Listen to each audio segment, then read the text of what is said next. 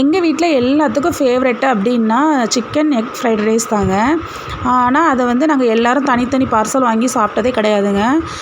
எல்லாத்துக்கும் சேர்த்து ஒரு 2 வாரத்துக்கு ஒருக்கா ஒரே ஒரு பார்சல் வாங்கிட்டு வருவோம். ஆசைக்கு சும்மா எல்லாத்துக்கும் சாப்பிட்றதுக்காண்டி. ரொம்ப பிள்ளைங்களுக்கு கொடுக்கறது இல்லை. அதனால் கொஞ்சமாக வாங்கிட்டு ஒரு பார்சல் வாங்கி எல்லோரும் கொஞ்சம் கொஞ்சம் சாப்பிட்டுக்குவோம் ஷேர் பண்ணி. ₹100 வாங்கிட்டு வந்து இன்றைக்கி எல்லோரும் நிறைய சாப்பிட்லாம் அப்படின்னு சொல்லிட்டு இன்றைக்கி நைட் டிஃபனுக்கே அதே செஞ்சிட்டோம். ஏன்னா சிக்கன் ஆல்ரெடி முந்தின நாள் எடுத்து மேரினேட் பண்ணி வச்சது இருந்தது ஃப்ரிட்ஜில். ஸோ அதுவும் இருந்ததுனால பாஸ்மதி ரைஸும் மிச்சம் கிடந்ததுனால சரி அதை வச்சு செய்யலாம் அப்படின்னு சொல்லிட்டு தான். இதெல்லாம் புதுசாக வாங்கி வந்து கண்டிப்பாக செய்ய மாட்டோம். இருந்ததுனால சரி செய்யலாம்னு சொல்லி செஞ்சோம். சரி அதுக்காண்டி என்ன பண்ணலான்னா ஃபஸ்ட்டு கேரட், பீன்ஸு, கேப்சிகம் எல்லாம் பொடியை கட் பண்ணி வச்சுட்டு மேரினேட் பண்ண சிக்கனை வந்து நல்லா பொரித்து எடுத்துக்கலாம்.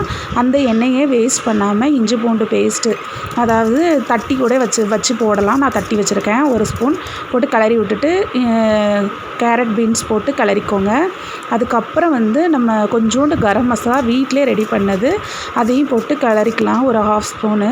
அதுக்கப்புறம் கேப்சிகம் போட்டுட்டு அதை ஒரு கிளறிட்டு நம்ம வந்து hot and spicy fried rice மசாலான்னு சொல்லிட்டு ரெட் கலர் பேக்கெட்டு வந்து கடைகளில் சாதா மளிகை கடைகளில் கிடைக்குங்க. அதை எடுத்து கொஞ்சம் போட்டுக்கோங்க. அதிலே சால்ட் எல்லாமே இருக்கும்.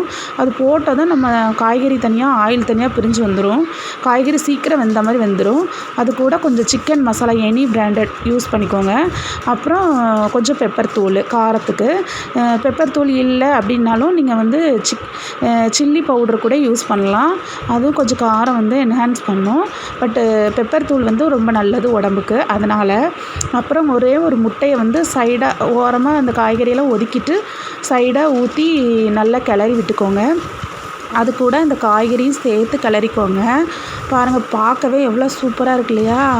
நல்லா கிளறிட்டு அந்த முட்டை வந்து ரொம்பியும் பொடியாயிடக்கூடாது, ஓரளவுக்கு. அதுக்காண்டி தான் தனியாக கடைசியில் 2 முட்டையை உடச்சி ஃப்ரை பண்ணி போடுவோம். இப்போ ஃபஸ்ட்டு ஒரு முட்டையை மட்டும் போட்டுக்கலாம். இப்போ பொரித்து வச்சுருக்க போன்லெஸ் சிக்கனுங்க இது. அதை வந்து ஒரு 200 கிராம் பக்கம் இருக்குது. அதை நல்லா பொடியாக கட் பண்ணி அதை உள்ளே போட்டு அதையும் நல்லா கிளறிட்டு இப்போ வந்து சாதம் வந்து ஒரு 1/2 டம்ளர் போட்டு கொஞ்சம் ஆயில் ஊற்றி சாதத்தை வந்து 3 விசில் வச்சு எடுத்துருக்கேன். நல்லா ட்ரையாக இருக்கணும் சாதம். ரொம்ப குழஞ்சி இருக்கக்கூடாது, நல்லாவே இருக்காது குழஞ்சா. சாதம் வந்து உதிரியாக இருந்தால் தான் நல்லாயிருக்கும். இப்போ மீதி இருக்கிற அந்த ஃப்ரைட் ரைஸ் மசாலாவே எடுத்து கொட்டிக்கோங்க. கொட்டிட்டு நல்லா கொஞ்சம் கிளறி விட்டுக்கோங்க.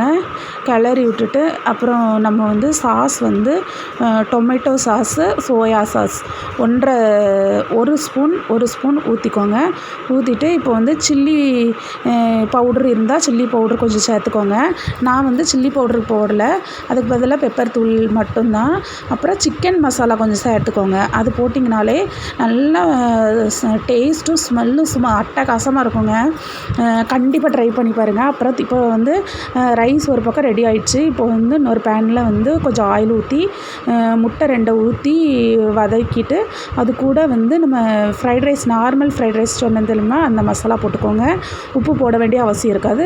அதை இந்த மாதிரி நல்லா சாஃப்டாக கிளறிட்டு சாதத்தோட கொஞ்சம் கொத்தமல்லி தழை தூவி கிளறி விட்டிங்கன்னா செம்மையான சிக்கன் எக் ஃப்ரைட் ரைஸ் வந்து ரெடி ஆகிடுச்சு. பாருங்கள், கலர் கூட கடையில் கிடைக்கிற மாதிரியே வந்துருச்சா? வீடியோ பிடிச்சிருந்தா லைக் பண்ணுங்கள், ஷேர் பண்ணுங்கள், சப்ஸ்கிரைப் பண்ணிடுங்க. தேங்க்யூ.